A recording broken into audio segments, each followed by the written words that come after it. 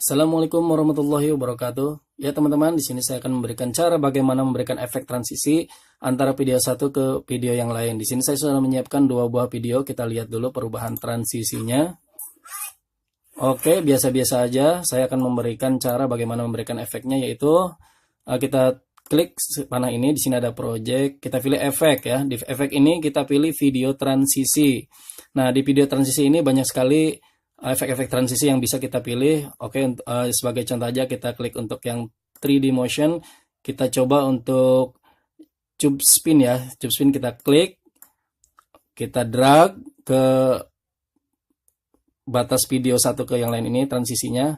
Kita klik OK. Oke, kita lihat perubahan transisinya. Oke, sudah ada efeknya ya. Gampang sekali. Kita coba yang lain, flip over. Flip over. Oke, sampai ada tanda seperti ini. Kita klik OK.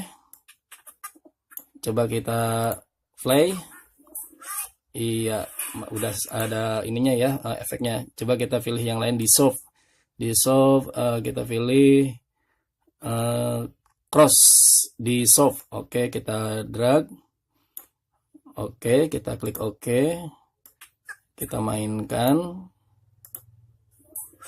Iya, sudah ada efek. Begitu aja teman-teman. Gampang sekali membuat efek transisi ini di tutorial Adobe Premiere 2018. Sekian dari saya, semoga bermanfaat. Assalamualaikum warahmatullahi wabarakatuh.